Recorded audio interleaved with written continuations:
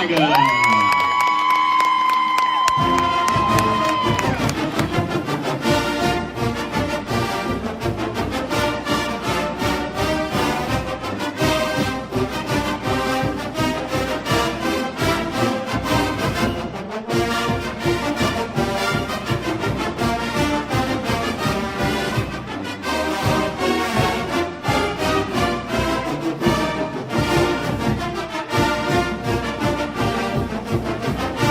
What's up, y'all? I'm Puda. Welcome to Tiger Talk. With me, as always, Coach Dre Trosclair. Yes, sir. We talking South Lafourche. We got our 31-21 victory. Tigers are 1-1. Tigers are 1-1. Yeah, it was tough. It was not easy, but yeah, very happy to come out of there. On the road against a rival with a victory. Definitely. So we're week 3 in football, and this is our fifth show. So let's go. Let's talk about the offense first. Braden Becknell, 14 for 23, 209 yards, 3 touchdowns, 0 interceptions, 5 drops. Yeah. So he had a great night. Obviously, he was our offensive MVP last week for our varsity football team. Had a great night, put balls in places that they needed to be. He had good timing, good accuracy, a couple of drops that were touchdowns, obviously. So if you look at what his numbers could have been, once again, that's 3 weeks in a row that we keep talking about that. Eventually, we're going to resolve some of these problems with the drops. I think you'll see that tomorrow night, to be honest. But, yeah, Braden played well. He really did. He made good reads. He saw a lot of things in the secondary that he liked, and he picked his spots, and I thought he did a good job of leading us. He never really got down on himself. His confidence is starting to really, come through, and you can kind of see that. The more that he plays, the more reps he gets. He's playing with a lot more confidence, so I'm excited to see him continue to progress throughout the season. But, yeah, great game from him, man. Really good game. No turnovers is a huge thing for him. 3 TDs, so I like to see him continue to go on the path that he's on right now. He's going to continue to be a really good quarterback for us. Right, you can definitely tell his confidence is getting stronger each game. Yeah, and he's a guy, man, that's not scared in the pocket. Like, even though there's stuff happening around him, he's not a real leave the pocket kind of guy, try to run. Like, he keeps his eyes downfield. He's trying to find his receivers that are open, even when the rush is coming. So that's something that's really not teachable. That's something you either have or you don't. He has that. Right. All right, Amari Griffin, 5 rushes for 13 yards, a little fumble.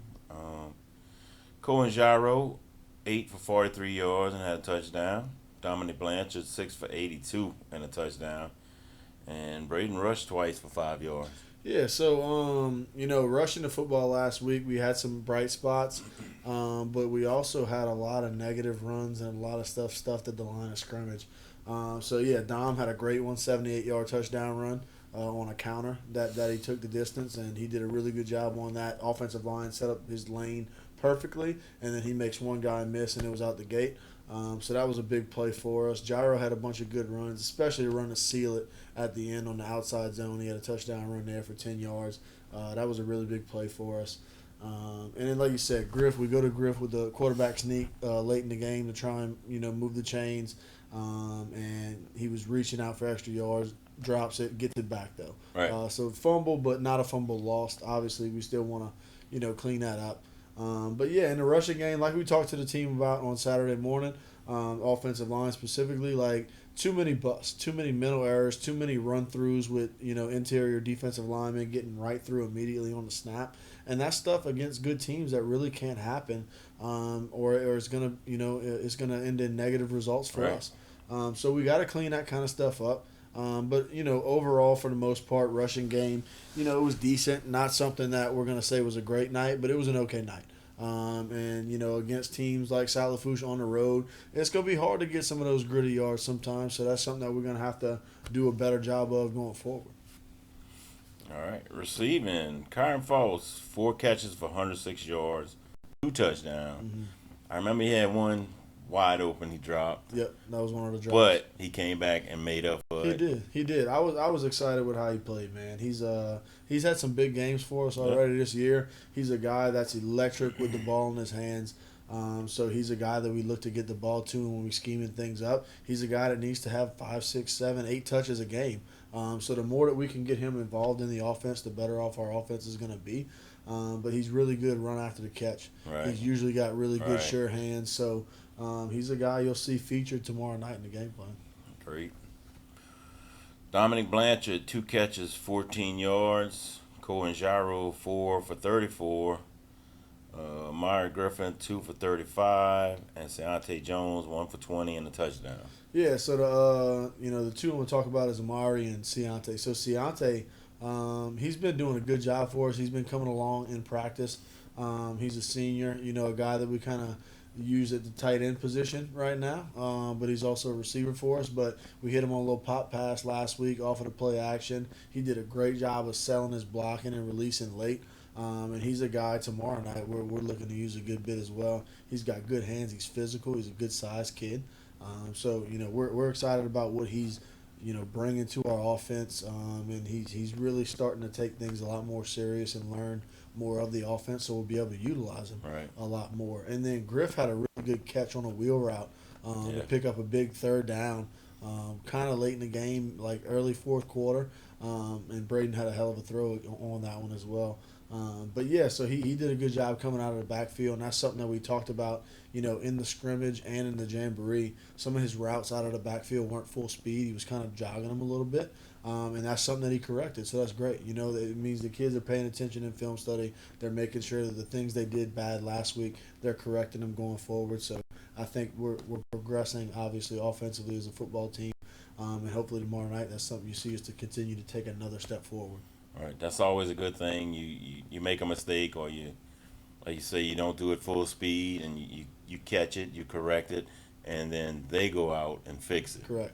It's not something we got to keep harping on, saying, hey, you're still going slow, you're still moving half speed. Right. So, yeah, that's a good thing. And, the more that, the offense and the team in general gets to know the coaching staff and see how we operate and what our expectations are, it's just going to lead to us being a better football team. All right, overall offense, 21 rush attempts, 143 yards, 6.8 yards per carry. 23 pass attempts, 209 yards, 14.9 yards per completion. Yep. 44 total plays, 352 yards, 8 yards per play. Only 1 penalty. Yeah, it was a good night. Penalty. So that's always good. 0 sacks, 0 turnovers. Yeah. So, that's – and like I said, look, I didn't think we had a great night offensively, but we surely didn't have a bad one. But just our expectations of our offense is just a little bit higher than 350 yards, in a game. But in 44 plays, we averaged 8 yards per play. That's a first down every 2 plays. So, we had a good night. I'm not going to say we didn't have a good night. We did. We were successful. We scored 31 points. But our standard is above that, and we want to get to that, and we want to reach it this season. It's not something that, in the future we're going to build towards that. That's not the mindset that we have as a football team. We want to be that now. We had a good night. Not what we expect, though. We want to be better, and we're going to be better. That's right. All right, let's get to the defense. If I can turn the page. All right. Let's see. Leading tackler, Brad Leonard. 13 total, 11 solo, 3 assists, and 3 for loss. Yeah, Brad took over Rashad's spot at the Mike linebacker position. You saw probably on the first 2 drives, he didn't have his best stuff on the first 2 drives. Then we started getting him a little bit more movement within the defense, sending him on some certain blitzes and things like that. And then he kind of took over the game a lot more than what he did on the first couple of drives.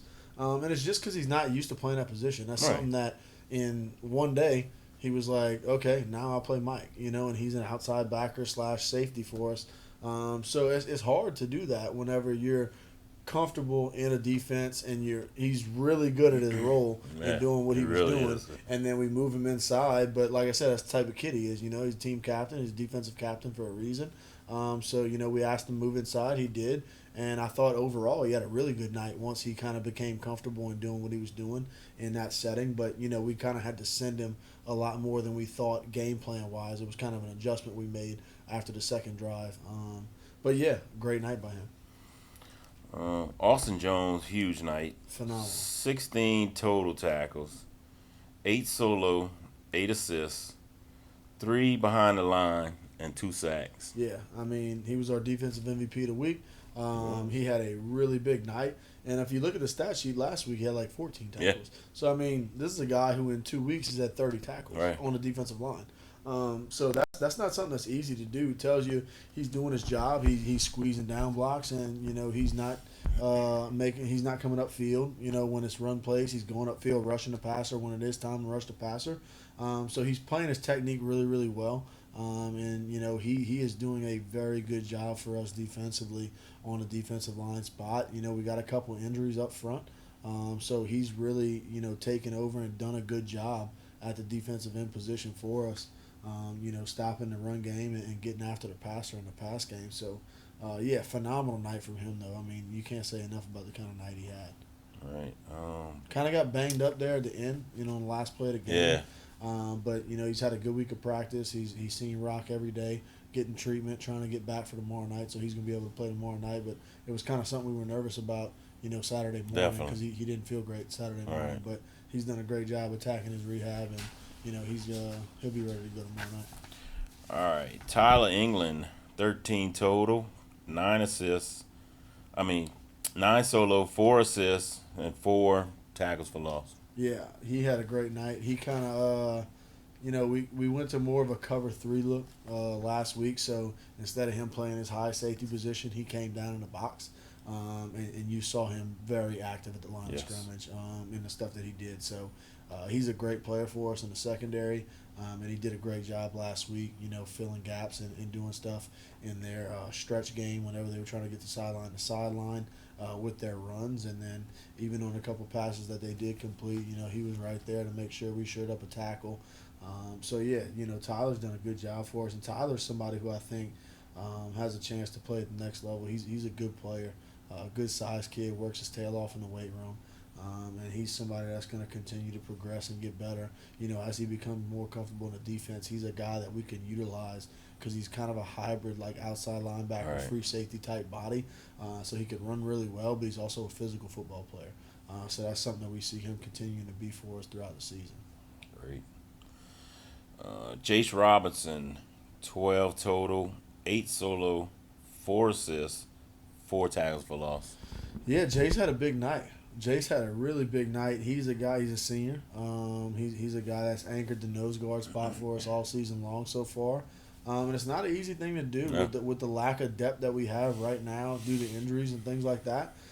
He doesn't get to come out of the game much. And for a nose guard, that's a tough thing to do, is play a whole football game at the 5A level, especially against a team last week who likes to play physical, likes to run the football downhill between the tackles and things like that. So he got in on a lot of that action and did a really good job just winning his one-on-one matchup with the center.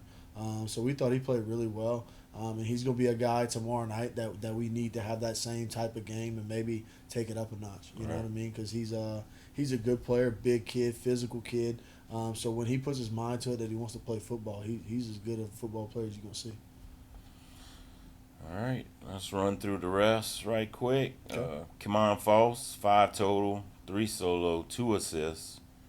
Trevon Hadley, 4 total, 1 solo, 3 assists. Devin V. You want to try Dyson. again? Dyson Vasilevskas. That's what I said. Yeah. Dyson V. 6 total, 4 solo, 2 assists. Yeah. Spencer Conrad, 6 total, 4 solo, 2 assists. Lawrence Bangura, 6 total, 3 solo, 3 assists. Andre Jones, 4 total, 1 solo, 3 assists. Tevin Martinez, 1 solo. Asher Mauer, 6 total, 3 solo, 3 assists. and Amari and Sadal 4 total, 3 solo, 1 assist. Yeah. So the rest of the defense, like I said, spread it out. Once again, you don't see one or two guys dominating the stat sheet. It's a total, complete team effort defensively on that side of the ball. And that's another group, where we feel like we're a really good unit on that side. So we give up 21 points. So we're not happy with doing that. You know what I mean? Those guys were upset that they did. That they gave up 21. They gave up the amount of rushing yards that they did early on. We couldn't stop. We couldn't stop the run the first 2 drives. So that's something that we made corrections with, and we make sure it's not going to happen again. So yeah, I mean, like I said, our standard for our football team is just a lot different than being okay with winning the football game. Like, yeah, we won the football game. We didn't feel great about our win. We thought we played really sloppy in all 3 phases. There was a lot of things that we could have cleaned up. You're always going to take a win, you know what I mean? Over taking a loss, playing sloppy. But we want to be better on both sides of football, and, defensively, they tell you that too. All right, defensive totals, rushing stats, 53 carries, 181 yards, 3-point yards per carry. Passing 6 for 17, 106 yards. Third down percentage 27%. Sacks 2 for 18. We had a fumble recovery. Total yards 287 yards, 70 plays, 4.1 yards per game, 0 penalties. Yeah, so like I said, I think the thing that makes us frustrated was the 181 yards on the ground. Yeah, definitely. And look, it's on 50-something carries, so 3 yards a carry, that's not, anything to say, oh, yeah, that was a terrible effort by the defense. We just want to be better. We want to be a dominant defense. And you can't give up 181 yards rushing if you want to be a dominant defense. So that's something that we're going to correct. That's something we're going to do better, as we progress and as we move on. And, I thought we had a really good week of practice this week on that side of the football. Those guys are kind of flying around. So, yeah, I'm excited to see their effort tomorrow night and how they correct some of the mistakes that we made last week. But playing a different style football team. Yeah, much definitely. Different style football team. Definitely. Way different. Yeah. I think they'll be ready. Yeah, they will. All right, special teams. PAT, Zach Hutchinson 1 for 1. Yeah. No field goal attempts. Dylan Albert, 3 total kickoffs, 1 touchback, 169 yards. Zach Hutchinson, 2 total kickoffs, 1 touchback, 100 yards. Punts. Dylan Albert had 3 punts for 57 yards, 1 inside the 20-yard line, 19-yard average. Zach had 1 punt for 30 yards, 30-yard average. No punt returns. Kickoff return, Connor Gyro had 1 for 2 yards and a fumble. I know he'll clean that up. Bryson Woods, 1 for 12 yards, and Dominic Blanchard, 1 for 0 with fumble. Yeah, so special teams was sloppy last week. Obviously, anybody who was at the game, listened into the game, you saw that special teams was sloppy. And the frustrating thing is that's something that we pride ourselves on. That's something that we practice literally every day, every single day that we practice. The first thing we do is special teams for about 45 minutes. And it's something that we did a good job of in practice last week. You know what I mean? We saw what type of kicker they had and what they were doing, so we were prepared for that pooch kick. We just didn't execute. It just came down to execution and being in the moment. And you can kind of see, the wind taken out of our football team on that opening kickoff when we turned it over. It was kind of everybody looking at each other like what's going on right now. So, but one thing that I will say, our team never gave up. They never were like, okay, we're playing bad. It just is what it is. Our guys fought. They did a good job fighting back. Offense stayed in the game. Defense, even though they gave up a couple early, second half pitched a shutout to make sure that the offense had a chance to go and score some points and do some good things. But yeah, special teams was sloppy, man. The first couple snaps on PATs, that's why Hutch was only 1 for 1. We had no intentions of going for 2-point conversions. But after the first 2 rolled back to the holder, we weren't gonna just sit there and watch that all night. We had to try and play catch up mode a little bit. And even the 2-point conversion, same thing. Yeah, bad snap on the 2-point conversion as well. Yeah, so just sloppy overall, something that we definitely got to clean up because we feel like with our special teams, the way that we practice it, the emphasis that we put on it, we should have an advantage in our special teams game each and every week. We've got 2 great kickers to be able to flip the field position in Dylan Albert and Zach Hutchinson, 2 guys that we're very confident in. whether it be in the punt game or the PAT field goal game, kicking the ball off, things like that. So we got to be better. But just in the return game, just a huge emphasis on making sure we secure the football. We cannot give extra possessions to good football teams. Right. They're going to make us pay for that. Right. And we have to steal possessions as a special teams. We got to see if we can knock a ball loose here and there and kind of flip the script on what teams have kind of done to us in the special teams game so far this year. And that's something that we're going to do, man. We had a good week of practice in special teams this week. I thought our week of practice really was good this week. So we look forward tomorrow night to seeing these guys get after it and having a much cleaner game in that side of the ball. Tomorrow night would be a great night to flip that script. It sure would. It sure would. Back at home for the first time. Speaking of tomorrow night, for the first time all season. Your first home game was the Thibodeau High head coach. Yeah. My first home game as the PA announcer. Yeah. Excited? Nervous? I'm excited. I'm going to get up there and do what I got to do. There's no doubt. I'll probably mess up, but that's all right. As long as I don't do you like made the corrections and you move on right. to the next. As long as I don't do like I did last week on the show and drop an F-bomb, I think we'll be all right. I think we're going to be all right. All right, St. James tomorrow night. Good football team. Good football team. Really well coached. Those guys are going to come in here and do what they do. They're a fast football team. Obviously, always have speed. They are a physical football team, I think. But they got a lot of finesse with them as well. So that's something that we want to take advantage of because I think we can kind of play a hard-nosed game. I think we got some tough guys in our locker room that we can take the fight to them. I know we do. And it's a game that it's going to be a good football game. It's going to be a great football game.